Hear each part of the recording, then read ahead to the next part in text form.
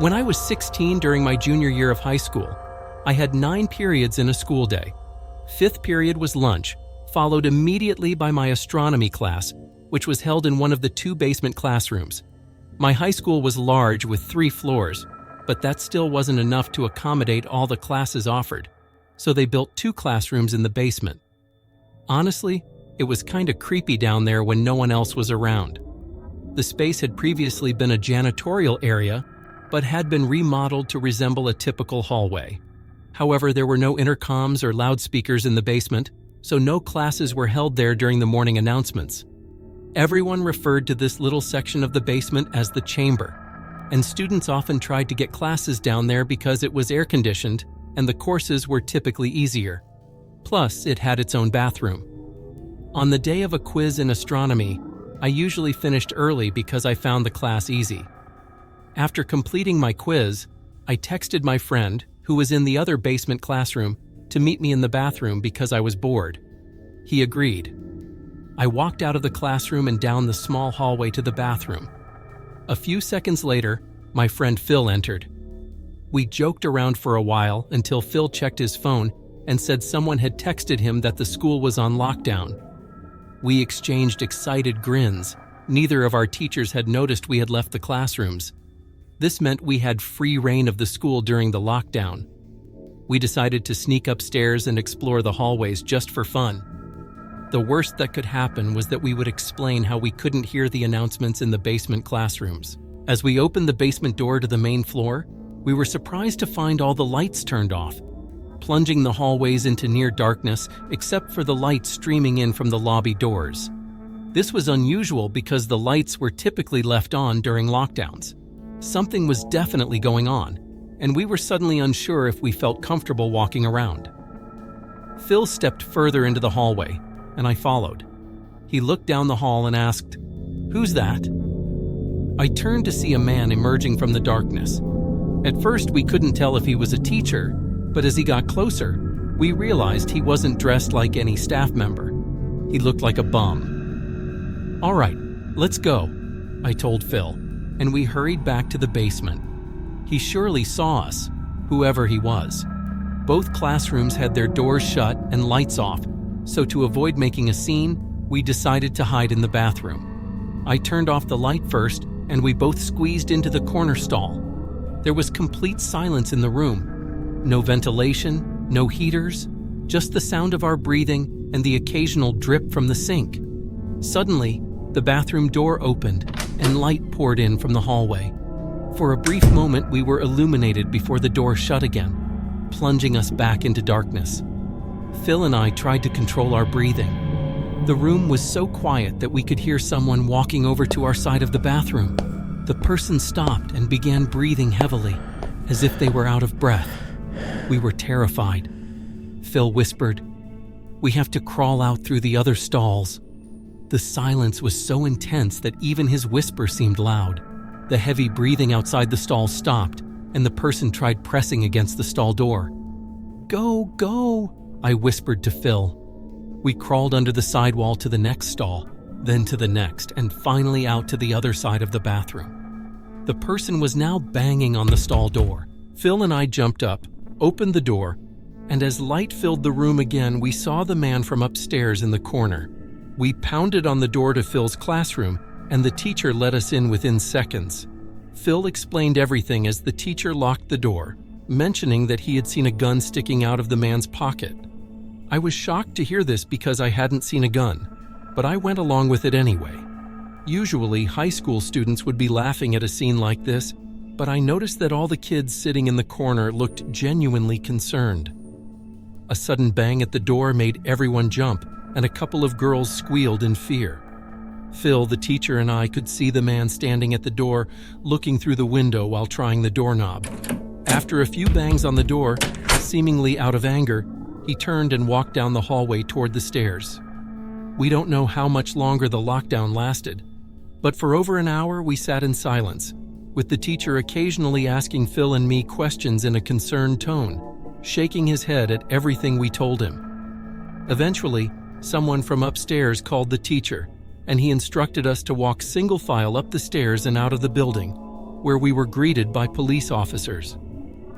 Phil and I did our best to describe the man to the cops and the dean. One of the officers patted me on the back and we were sent home. After this incident, the school installed cameras everywhere and increased the security budget. The event never received media attention, so we never found out if the police caught the guy. I'm convinced that man had no intention other than to harm us in that bathroom stall. I am a retired police officer from New Jersey. Throughout my 20 years on the force, the most disturbing call I ever received was for a school lockdown at a nearby middle school, which I will leave unnamed for legal reasons. It happened on a stormy, dark day. My car number was called on the radio to respond to a lockdown where a suspicious-looking man had been seen stepping out of a white van parked behind the school and walking into the back door by the boys' locker room. I pulled up to the back parking lot next to the white van. Nobody was inside, and all the doors and trunk were locked. I opened the red back door, which led into the gym hallway near the locker rooms. The main lights had been turned off, so the inside of the school was dark. I unholstered my flashlight and used it to navigate the halls. As I reached the lobby, a woman emerged from the front office, quietly telling me to check the boys' locker room but to be careful because the person might be armed. I called for backup on my radio and was assured that help was on the way. I made my way back to the hallway and found the boys' locker room next to the exit. I pushed the door open quietly. There were no windows in the locker room, so it was completely dark except for the light from my flashlight. A faint white noise from a vent was blowing air, but I could also hear scratching noises or little dings on the locker doors from the other side. I was supposed to announce my presence as a police officer, but honestly, I was too scared. The tension in the room was palpable. I held my flashlight in one hand and my gun in the other as I crept to the other side of the locker room. It seemed like the noises were coming from all directions. I stood in the corner of the locker room by the bathroom door when the sound of someone slamming a locker door from another room made me jump. I moved in the direction of the noise and discovered it was coming from the boys' football team locker room. There was no door separating the main locker room from the football locker room, which had lockers 3 times the size. I finally mustered the courage to announce my presence by shouting, "Police!" Just then, a kid started screaming for help from somewhere in the room. It was very muffled and I could hear him pounding on a locker door on the other side of the row I was in. When I realized the boy was trapped inside a locker, I felt sick to my stomach. I told him I'd be right back, again calling for backup while I ran outside to where the white van was parked. To my dismay, it was gone. My biggest mistake was not getting the license plate number first. I told dispatch to be on the lookout for a suspicious white van. I ran back into the school and instructed the staff in the front office to end the school day and send someone with a key to the locker room to free the boy. The child was being held by the man with a knife to his back, as I speculated the man was trying to get the 12-year-old boy to his van. The boy was bleeding on his arm from the man cutting him while he resisted. A week later, the man's van was spotted in a 7-Eleven parking lot, where he was arrested after being positively identified. I was staying in a Hampton Inn in New Jersey while visiting Rowan University, a college I was considering attending. My family couldn't accompany me, so I was on my own. After attending campus tours, I went to eat at a nearby restaurant and returned to the hotel around 8 p.m., planning to visit campus again the next day. About an hour after I returned to my room, a strange alarm started going off, accompanied by a white light flashing from the corner of the ceiling. A message began looping, stating something along the lines of, "All Hampton guests, please remain in your rooms. This is a lockdown." I had never heard of a hotel lockdown before. I didn't even know hotels had alarms like this. I found it more interesting than alarming. Eventually, the alarm stopped, but the light kept flashing, and every 20 seconds or so, the message would repeat. It was only around 9:30, so I turned on the TV for background noise while I changed clothes and brushed my teeth. After shutting off the lights, I hopped under the covers. I watched TV for about half an hour before turning it off. The light continued flashing, an obnoxious bright white that would hinder my sleep. I was considering calling the front desk to ask what was going on when the phone rang. It was someone from the front desk. I expected them to tell me about the alarm and when it would stop, but instead the person on the other end spoke in a very concerned voice, urging me to remain calm and walk out the door. I took that opportunity to ask what was happening. She told me there was someone in the room with me and to get out immediately. I dropped the phone and instinctively began looking around. Part of me was curious to see if someone was indeed in the room. I checked under the bed and looked into the empty bathroom. Nothing there. Then I noticed the closet door next to the bathroom.